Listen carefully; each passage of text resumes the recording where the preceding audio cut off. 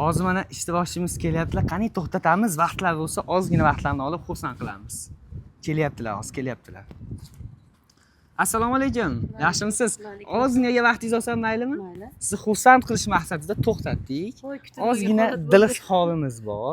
Shuni aytib, eshitib o'tishimiz kerak. Maylimi? Mana shu mikrofonni taqib olsangiz.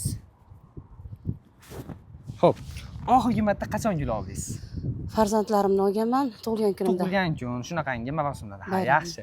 Hozir biz sizga gul sovg'a qilmoqchimiz. Faqat bundan oldin ozgina she'rimiz bor. Ajoyib syurpriz bo'ldi-yu men uchun. Shuni hozir aytib eshittiramiz. Mana shu narsalarni, diliz hollarni, gullarni faqat farzandlaringiz nomidan qabul qilasiz. Bo'ladimi? Qabul qilaman. Bo'ldi. Xo'p, she'rimizni o'zim aytamiz. Ona bor, hayotda yashash boshqacha. Onaning ta'rifi yo'q, mehri boshqacha. Chirsa ham hatto 90-100 yoshgacha. Ona bor, hayotda yashash boshqacha. Yashaydi onamiz bizlarni o'ylab, tunu kun Xudodan baxtimiz so'rab. Onasiz qolganlar to'ymaydi yig'lab. Ona bor, hayotda yashash boshqacha. Odamda martaba, obro' bo'lsa ham, qo'lida millionlab puli bo'lsa ham, yonida otasi tirik bo'lsa ham, ona bor, hayotda yashash boshqacha. Qani, xursandmisiz? Xursandman. Mana shu gullarni Sog' bo'ling. qabul qilib olasiz. Azala Garden tomonidan shunaqangi chiroyli gullar siz uchun farzandlaringiz tomonidan qabul qilasiz lekin. Mana boshqacha bo'ldi-yu. Rahmat, sog' bo'ling. Sizga yoqdimi? Ha, men 2 kun avval bir ajoyib niyatlar qilib turgan edim. Xo'p, qanaqa niyat qilyapsiz? Farzandim katta o'g'lim tug'ilgan kuni, Xudo xolasa 13-ga.